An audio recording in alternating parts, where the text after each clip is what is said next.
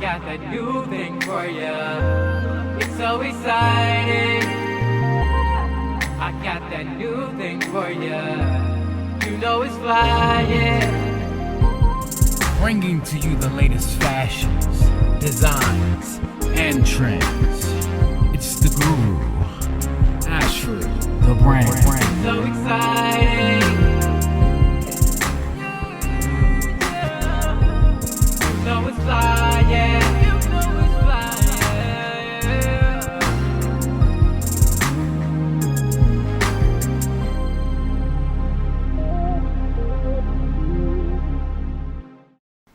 Welcome to Ashford the Brand, fashion designer and trend-setting guru. Today's guest is...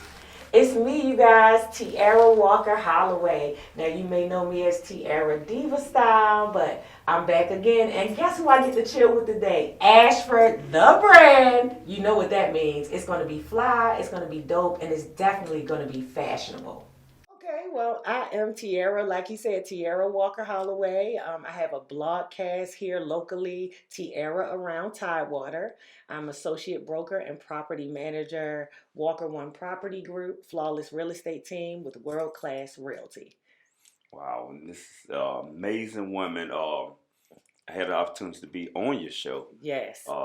Last week. Yep. And it was super fun. She's an amazing woman. Like, she has a lot of hats. She does a lot. Want to know a little bit about your fashion. So what got you into fashion?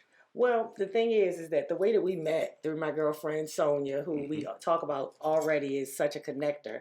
I had a thrift store, online thrift store called Rare Earth Thrift. Okay. And with that thrift store for about almost 5 years, Sonia and I did lots of fashion shows. And we also, you know, I kind of curate thrift. So although I shut down the shop, this is what's so crazy. I shut down the shop in 2017. However, the clientele and people that know me for style, they still reach out to me when they have events, when they're looking for a certain look, or they need a certain piece that'll like kind of change their wardrobe or something that they can mix in. They contact me. So it's kind of like people will not allow it to go away. Like people call me with donations and all types of stuff. So wow. Yeah, I still get all those calls. So what age did you start? You know what? The thrifting thing, I actually didn't get into it until when I was in the Navy, actually. I visited a girlfriend that was in college in Maryland, and she told me we needed to go to the thrift store. And, you know, in college, you don't have no money. Yeah. So I was, you know, kind of against it. But we went into the thrift store, and I found a pair of crocodile gray cowboy boots, okay? In my size, for $11. Wow. So for me, that was the start, and I was 18 at the time. So that was the start of my kind of thrift journey. But with fashion, I would say that my mom is the one that kind of really inspired me to be into fashion.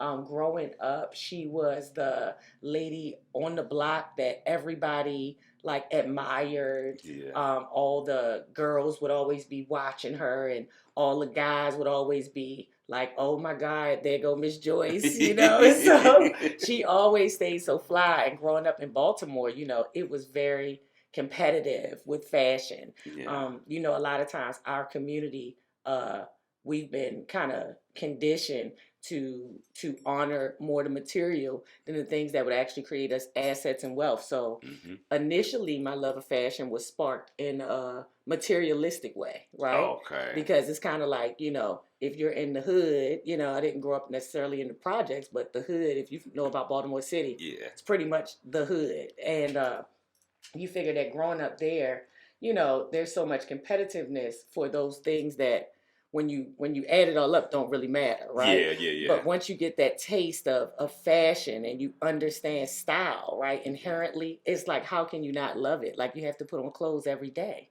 Yeah. So you was, I know we talked, like I said, I was on your show, you was telling me about, I think it was these vintage clothes that that's a gold mine that you come across. Oh yeah. That is a gold mine. I've been meaning to tell you, that's a gold mine. Yes. I find Yeah, I'm like I consider myself a shopping genius. You know, I do. Yeah. I find all the deals. So I am like a person that, you know what, but I also think that everything is mindset. So it's kind of like I expect miracles. I expect things to go in my way. And so a lot of times they do, you know, and I find stuff like this outfit in honor of your podcast today. Outfit 100, well, about 95% thrifted. These pants were brand new. They are vintage denim with the crease in them. Oh, baby, the Yeah. crease. What you gonna say about that crease? Okay. And then this top, 98 cents. Right. Oh, that's when you thrift, you gotta tell the price. Okay. Wow. These pants, I think, were $3. Okay. Top was 98 cents. This necklace, look at that. And it actually has What moves? clear quartz in it. Yep, and it has a hummingbird. And why this is significant to me is because in my house, my house is the house of love and abundance. Mm-hmm. And so last year, I was sitting outside, and a hummingbird. I was still decorating the house because we had just moved in, and the hummingbird came and stopped right in front of me and just fluttered for maybe about 30, 40 seconds, just like stop, like right there, Wow. right? And so I named that room that connects to my back door where I have my office, the hummingbird room. So I have hummingbirds all around the house. And so when I found this, I thought this meant something. And you see, like you said, it moves. It's actually on a tree, like a tree branch. Oh wow. And so this was about, I think, like maybe $4 Really? or $5. So you figure that the whole, so other than the shoes and the earrings, you know, yeah, I really, I mix it in. You know, I feel like style is not about how much you spend.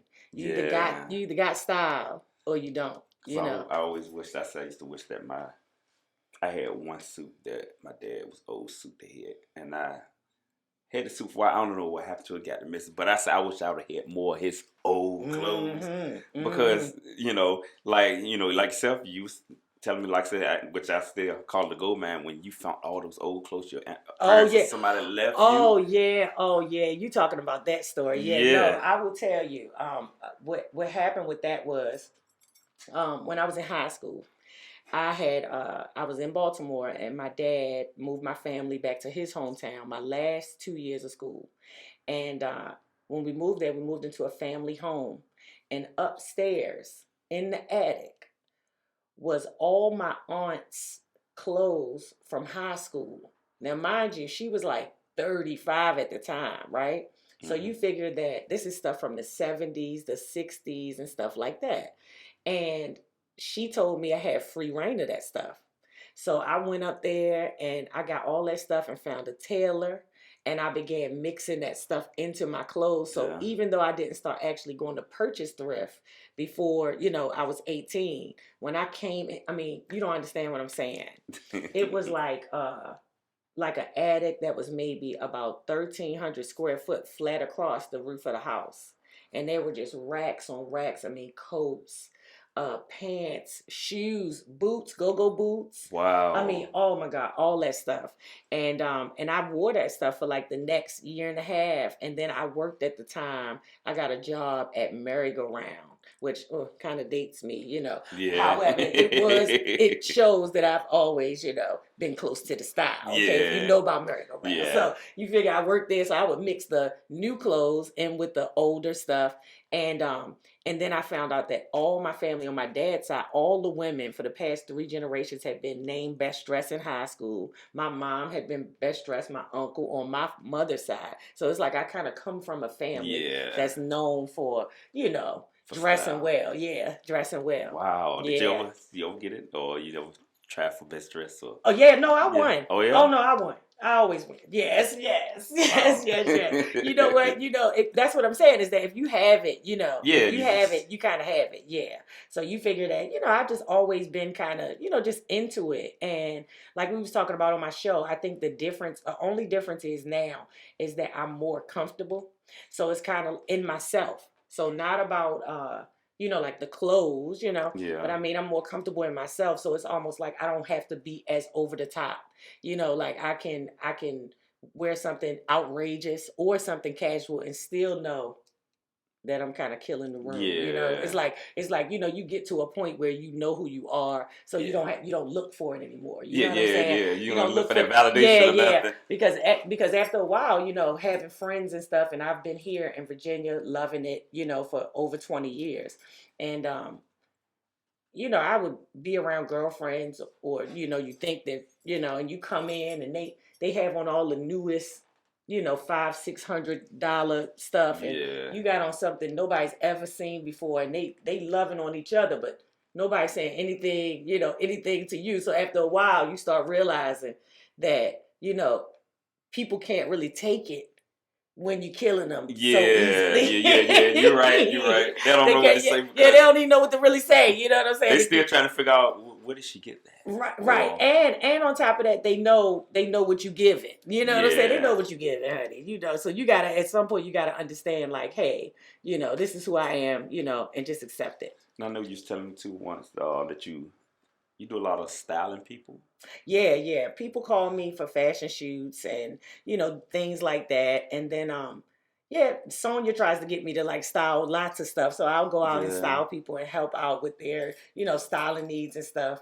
And then my brother is a music artist, King Soonji, available on all music platforms. Okay, guys, King Soonji Trip Squad for life.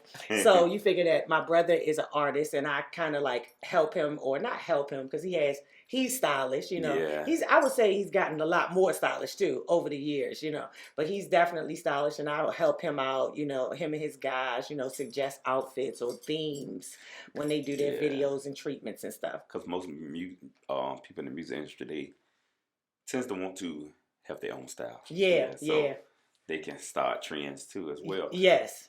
That's great. And my next question leads me to, in the music acting industry, who's your favorite best dressed, or your favorite artist? For or fashion? Actor, fashion, yeah. Okay, for fashion, hands down, right now would have to be Rihanna. I say Rihanna too. Yeah, Rihanna. She's fashion. She's style. Beyonce may be my favorite overall entertainer, and when she comes out, she puts on. However, the difference is Beyonce is styled. Mm-hmm. Like she is put together, Yeah. Rihanna just has style, like I resonate more with her. It's like you can just tell that she just had that rack in her room. Yeah. And she said, oh, this go with this. Oh, let me put, this look, oh, you know what this is. Yeah. Right? Whereas Beyonce is like, oh, we're going to put on this and this and this. And I love it. And I adore it. Oh, Beyonce, girl. I love Beyonce. Rihanna, though, for style. I would say Rihanna, Tracee Ellis Ross. I like her. Oh, my God. Tracee Ellis Ross. I would say Mary. My style, I think that my biggest style influence has been probably Mary J. Blige. And I did not realize it until my best friend, a couple years ago when Mary came here. Okay. And she did that concert with Nas. And I wasn't originally going to go. And she called me up and she said, no, you coming. Ain't no way you missing Mary. And so I am the queen of the like booty shorts. I figure that I grew up, I don't really have, too big of a butt, too big of a chest, but I got legs. So I am the legs lady. So in this, once the get a little bit warm, the shorts just get shorter and shorter. However, now it might cover up a little more of the booty as a, you want to be a little classier. However, I am the booty shorts and boots lady. So we get there to the show, and every outfit Mary comes out in is an outfit I have, like literally. Almost down to the like we looking the same, Like, I'm like every time I'm like, oh my God, like it's like So my biggest influence, I think, would be Mary, because I love the way she mixes urban fashion, our fashion, with high fashion. She is. So I think that overall she'd be my biggest influence. However, Rihanna on style, Tracee Ellis Ross, Mary J. Yeah, those are the people that I kind of, think are the most stylish in our community, overall. Yeah, I think I don't know why. I always like Janelle Monáe because she's different. She's kind of different, like Andre 3000 different. No, I Kinda love like, her style. I love her style. I love the way she puts things together. I love how her outfits are themed. I love yeah. everything about Janelle Monáe. It's nothing like Erica Badu, but Now hands down is yeah, my favorite artist. Like she's I my like her style. yeah, like she's my favorite artist of all time. So it's kind of like, nobody to me is more iconic and stylish and creative and individual than her.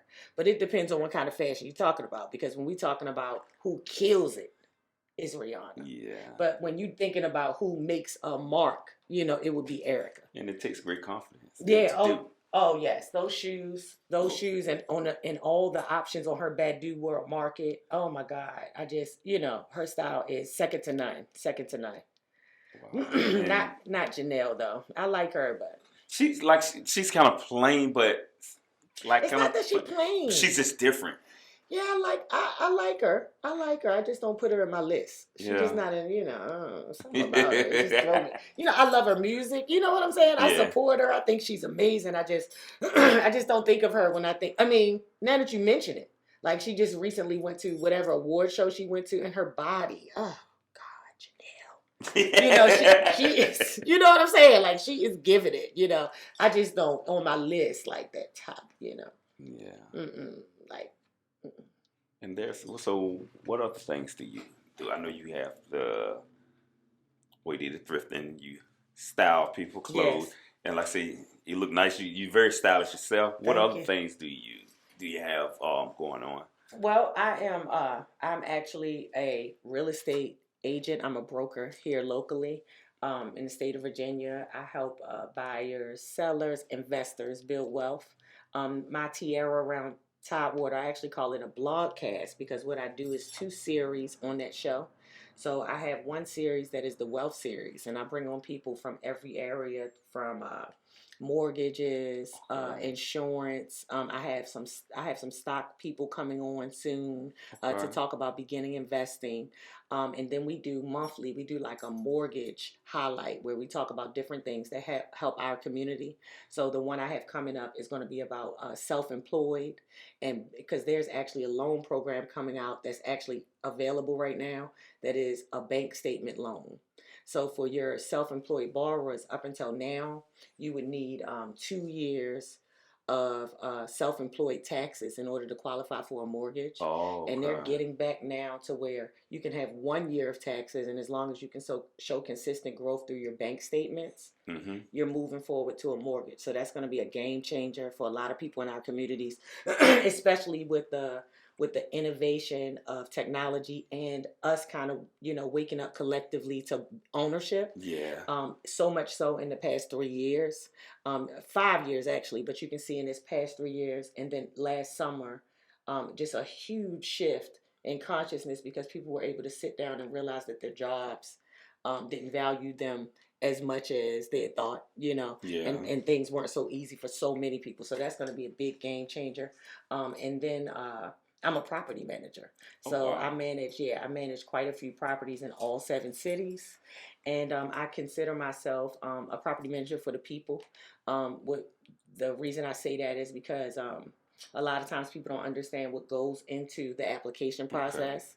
And then right now with the market that we're in a seller's market on the sales side. Okay, and then we're on a housing shortage on the rental side.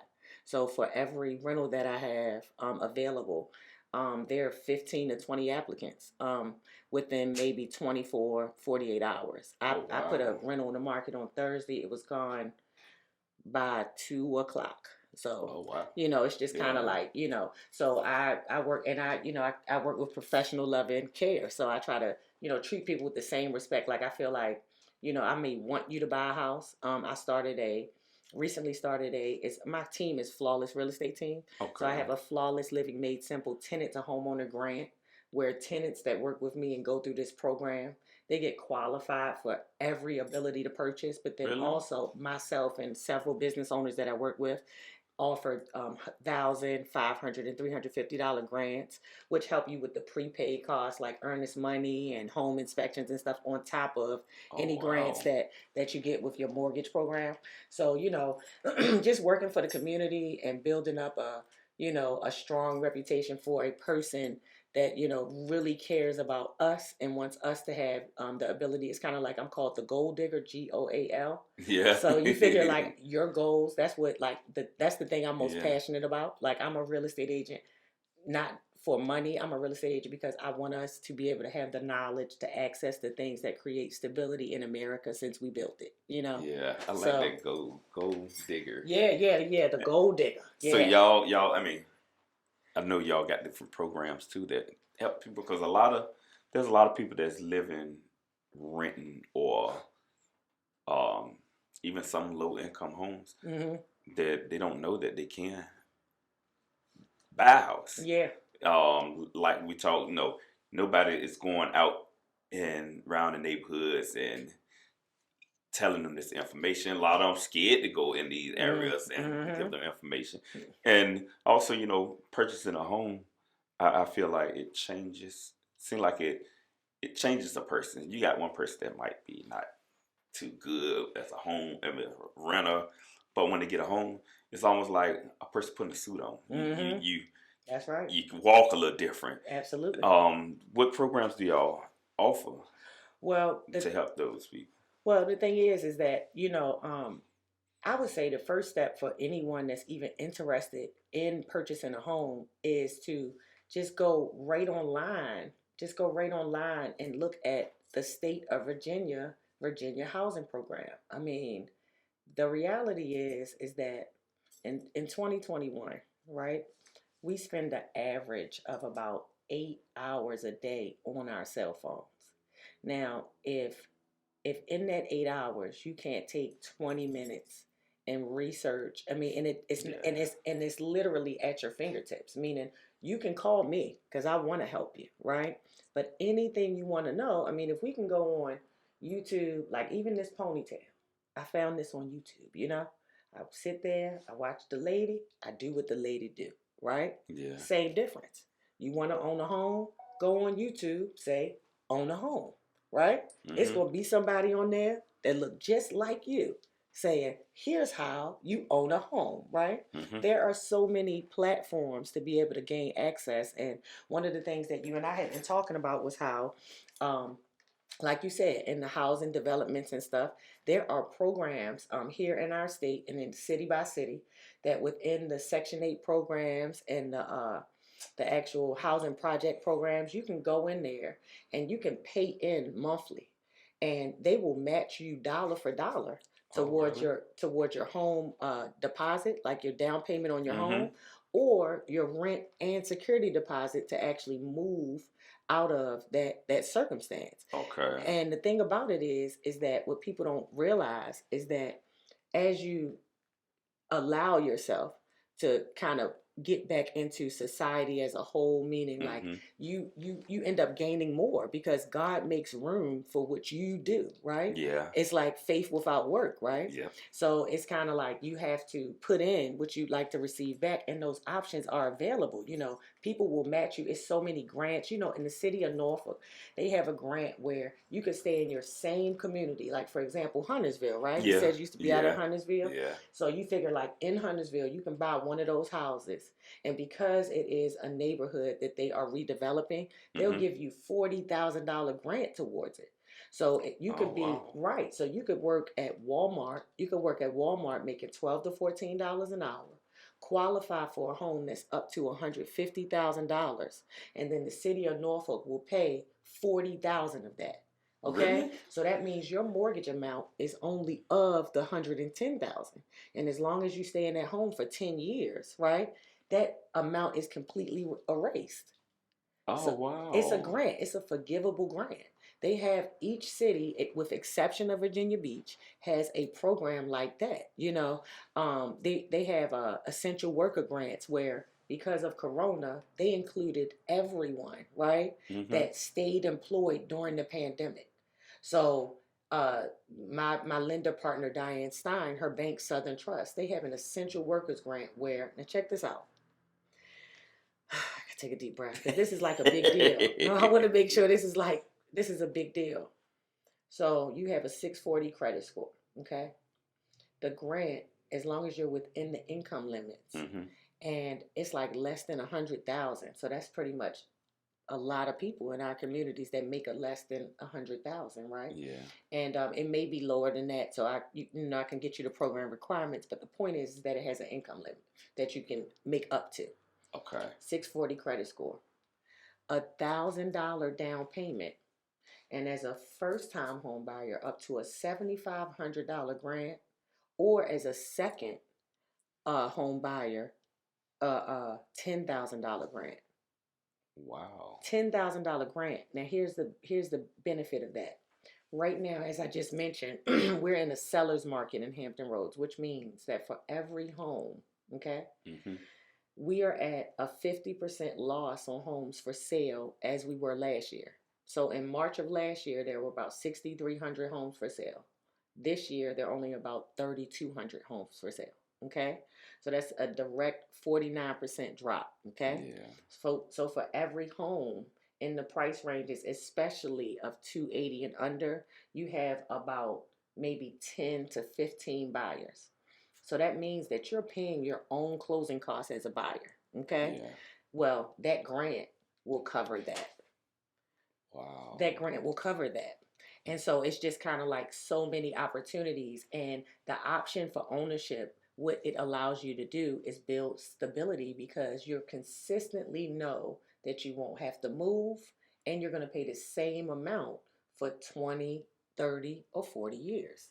So it's kind of like, that's the best thing about it is that it gives you a consistency, Yeah, and a lot of people, like I said, out here really doesn't know about those. Oh, wait a minute. A big part of the program I forgot.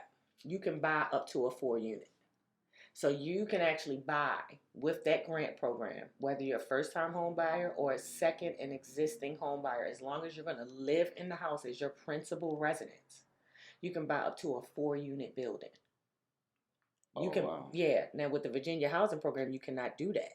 You have to buy a single-family home, right? Yeah. That's the difference. So you could literally buy an income-producing property for $1,000 down payment with the 640 credit score right now. So that's what I'm saying, is that it's the access to the information is there, and I'm here to help. I'm here to help. But, that's what, it's almost like we have to share knowledge with each other. Yeah. You have to share knowledge with each other and be encouraged and just continue to work on our credit and make sure that we, have good credit scores. And then you can look good with your fashion coming out your new house. Exactly. That's absolutely right. Absolutely right. And that's right, because I will tell you that's the thing, is that that's where the shift happened for me. It's like knowing that I've been a real estate agent for over 13 years, and I lost my first house when the housing market kind of tanked. And it was because I was kind of young and arrogant and mean, right? Yeah. And I did not listen to my elders, and so I ended up losing my house. And so I went to stay with my mom, and I had maybe $100,000 worth of clothes, right? Yeah. So I'm lost my car and my house within the same 6 months period. So now I'm substitute teaching for the city of Norfolk, and I'm catching the bus, okay? And I'd always worn short hair. For Baltimore, I love short hair. And so I started growing my hair because I was walking to the bus, and so I didn't want nobody to see me. So here I am walking to the bus, up about 1.5 miles, right? And I would have on maybe $1,000 worth of clothes, right? Yeah. And $3 and change. And I'm like, you know what? Something about this has to be different. Yeah. Something about this has to be different. So I kind of have made it it's no judgment involved, right? Because I come from that same environment. But I just know that there's got to be a balance. There is a way for you to be stylish, right? Yeah. To look gorgeous and own something, Yeah, because it don't, you're right, it don't make sense. You going to Louis Vuitton store spending thousands of dollars on an outfit, but has to catch a bus or don't even really own a house. No, I don't want to say that now, because you know what? Some people just want to rent. And there's nothing wrong with renting, because here's the thing. is that there's also a benefit to that. If you move a lot, right? If you want certain amenities, if you want to know that certain things are going to be taken care of by someone else, it's nothing wrong with renting. There are plenty of places around the country and even here, like right there in town center, pretty much every town Oh center. yeah, the loss. Right. You have Okay, so yeah, many yeah, yeah, yeah. beautiful, It's beautiful true. options, access to pools, things like, and you don't have to maintain any of it. You know what I'm saying? Yeah. So I think it's basically a lifestyle decision. Even in downtown Norfolk, you see those new ones that are right there near the Christ, not the Christ, yeah, right near the Chrysler. They have some new rental, just oh my God, luxury rentals. Yeah. So yeah, so I don't want to. I'm a property manager, so we don't want to like knock renting. Renting is good Yeah. if you need, and on top of that, everybody can't buy at the time. See, it's about access to information because the reality is that you're gonna take some hits. And like I said, I lost my first house, so I had to build and build and build, and then now just went through a divorce, right? So you figure whatever ups and downs that your life goes through, it's just about having a balance, of priorities, right? Because you can look, until you know better, you can't do better, right? You can Yeah, still that's look true. good in the process. You know what I'm saying? I would rather not fake it. I would rather just kind of blend it all together and make it make sense, But you find a lot of people that wealthy that has like I would say somebody like Bill Gates or somebody like that. A lot of them they don't spend a lot of money on clothes. No, they don't. They don't. But you know what? The thing about that is, and I know it's going to be like a, wild thought, but it's our birthright. See, people like Bill Gates and, all of those people, we admire them, right? But they're also the same people that are trying to eliminate us from the world. It's in us to shine because we are the people of the sun, right? Yeah. It's in us to shine. And then some of them, I don't think they have fashion. They just long to get clothes on. Right, and I mean, and there's something to be said about wearing the same outfit every day. Yeah, that is something to be. Yeah. It is something to be said about that. I've seen some. I mean, I watch all the motivational people and stuff, and I know you think about just like when we were talking today. I said, "Dag, I had to think about what I was gonna wear, right? Like, what am I gonna wear?" And if I knew today that I was just gonna wear a black turtleneck and some blue jeans like Steve Jobs, right? I wouldn't have had no thought about it, right? Yeah. So it's something to be said about that, and everybody. But I just feel like life is about balance. You know what I'm saying? Because there comes times when you just cannot focus on it, and you just think about last year. I mean, how sexy were you in the house? You know what I'm saying? Yeah. Like, I mean, some days you spruce yourself up. You know what I'm saying? But they was able to come out. They want right, to put clothes on. Yeah, exactly. Yeah. But you figure that, in the meantime, it's just about I think it's just about a balance. I think it's just about a balance because it's definitely something to be said. There's definitely something to be said about wearing the same outfit every day. And you look going to some of them houses and looking at closet, they might have 15 or 20 of the same color same suit, shirt, the same ties. And exactly. Like, why? Yeah, no, that's because you love to, put it on. But I feel like that's our birthright. That's what we're supposed to do. Like if you just look at even our tribes from all over the world, they have their own ways that they shine within their communities. It's something that we just do naturally as Black people. And then you and also the podcast and your blog. Yes. How's that going? It's going good so far. I'm actually happy with the way that it's growing. Yeah. I'm happy with the way that it's growing. My intentions for it are good. And just to inform people, the Black Business Spotlight is everything. I support all businesses. However, I want to always be lifting up our community. So it's just an honor to be able to meet so many people that want to come on and talk about their experiences like you. I love what you do. Thank you. That was a great episode. I love it. Like you got all the keys there. I see you's original. You is a natural because thank you. You capture their attention. And once you capture the attention, then they be like, okay, let me see what she's doing because she is funny. And, yes. So yes. when you capture their picture, their attention, what can we expect from you this year or, in the future? Well, I have, like I was saying, I have my team, Flawless Real Estate Team with World Class Realty, and I also have an investment company, and our property management company will be opening by the end of the year. So I'm in the process of doing that, Walker One Property Group. So I'm working on that and continuing to grow Tierra around Tidewater and looking for other agents, clients, and Okay. people that want to partner, come on the show and form the community. And I just want to, and on top of that, I kind of do want to do another fashion show. Yeah. So a lot of people have been mentioning it to me. You So I would should. love, yep, I've done the Emoja Fest quite a few times at the end of the year and the Kwanzaa Okay. Yeah. Festival with the Family Village and Seiko and all of those people. So I would love to do something like that. I love to do the New Year's Eve show. So possibly another fashion show. I might, bust out another fashion show. And maybe bring back the thrifting. Yeah, maybe people keep trying it. I might bring. I have a few pieces though. I keep a few pieces in the stash. So Okay. yeah, I might bring it back. Well, we enjoyed having you on the show today. Thank you Is so there much. information you want to give them, how they can get in contact with you, or It's Tierra Walker Holloway. It is Flawless RET at Flawless RET on all social media. Also, let me think. Flawless RET on all social media. Oh, and then also my website is flawlessliving.pro. Flawlessliving.pro. If you want to connect with me, you can connect with me there or at Flawless RET or Flawless Real Estate Team on Facebook. That's it. Flawless Living Made Simple. well, people, you heard it. So please support her. Go on to check out on the social media platforms. And it's always nice having you. And we're gonna be networking and we're gonna be talking. And no, sorry, we out of time. But once again, we're not out of fashion. Better say it. And we're gonna see y'all later.